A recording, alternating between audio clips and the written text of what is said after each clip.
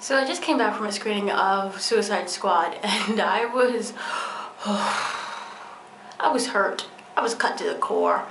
I was just, see, it wasn't a movie that I was looking forward to because I've been in such pain from DC with what they did with The Killing Joke and then previously with Batman v Superman.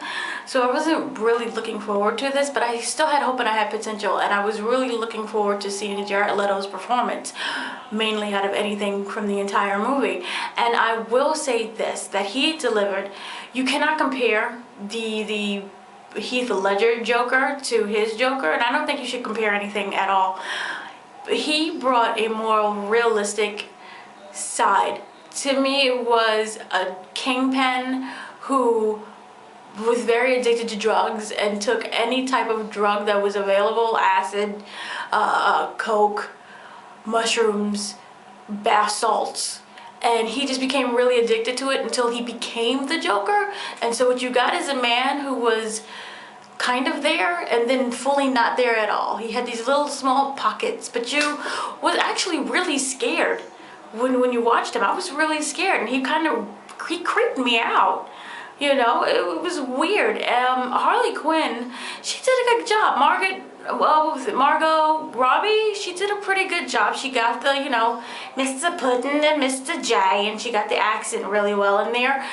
Chemistry, the dynamic worked very well in the sense that this was a really screwed up relationship. That, to them it was perfect, it was great, it was wonderful, and it was moments where it was truly, it was good. It was a good romance movie. But then the movie completely changed over into being a much larger Suicide Squad with this big threat going around, and you have to save humanity, so you're gonna get the worst of the worst to basically take out this threat that they have, which is basically in the form of a witch. I won't give much away, but the first half of the movie did a pretty good job setting up who the characters were. There were a lot of characters that I'd never really heard of. I'm not really that much into the comics, so things like Boomerang and Katana and Killer Croc I know of, but I don't really understand their story. I don't really know their story, but they did a pretty okay job with introducing that. But the thing was that these characters worked really great separately. When you put them together, it just completely just falls apart. And this essentially became the Harley Quinn Joker love story slash we gotta kill all these people slash the life of Deadshot. This was really basically Will Smith featuring the squad. Viola Davis as Amanda Waller was incredible. She was completely insane. She was very cold-blooded, and she's like that in the origin stories. People know that she's just one of those step over anybody to get the job done, and she does that very well. It was very How to Get Away with Murder, like on 10. So I really appreciated that. But the problem with this movie was the story. It was not fully fleshed out, like I said previously.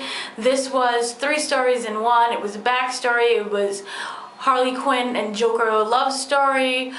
And then it was, we gotta kill this witch, which is basically the Enchantress.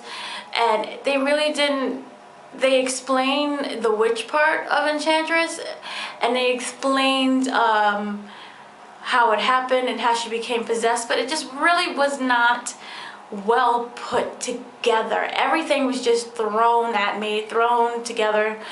No one really seemed to care about what they was doing. It felt like the writers really didn't pay much attention. The directors, the editing was just, let's just throw a bunch of really loud music and ballroom blitz in every scene, and then maybe that will distract the audience from how bad this is. But DC, you really have to work on creating stories that I care about. Also, the villains was just, it was like one of those really horrible video games that you get and you have to like finally destroy the boss at the very end. It was a really crappy boss battle that just did not work. I did not like this at all. But I will say again, Jared Leto completely nailed his version of the Joker. He nailed it Margot, she nailed her Harley Quinn. Those boots are amazing. They're completely sold out. They're on wait list. I love the boots. But everything else was just Will Smith being Will Smith once again, and a bunch of other characters that were completely useless. They wasn't really used. You have Killer Croc, who came across as like this really thuggish, you know, black guy who just want to watch BET all day, and he was a stereotype of a black man who, you know, spoke like a gangster, was like a thug, but he really didn't serve any purpose to the movie. They did have one, Diablo. His character, I would say, separate from Joker and Harley Quinn, was the most evolved storyline, aside from Deadshot, which basically was a Deadshot movie, so his character of course was very well fleshed out and everything else, but they were just characters like Slipknot that just, I don't know why you were there. Katana, again, I don't know why he was there. It really didn't, there wasn't any purpose or rhyme or reason. There are 2 cameos in this movie. The Batman, which we already knew about, and there's one other person who likes to speed around a lot. I won't say who he is, but that cameo really made me kind of excited to see him in his own separate movie. Not to see the Justice League. I have absolutely no intention to see Justice League. It's just, why? You've given me Batman, Superman, you've given me Suicide Squad. Clearly you cannot do a cohesive story. You cannot do anything that involves groups of people. So I'm not looking forward to that at all. So this movie was just, oh God, it was just, why? It needed prayer and Jesus and some holy water. They should have did something, some type of ritual in order to get the script right. I wasn't feeling it. I didn't like it at all. I'm sorry. No.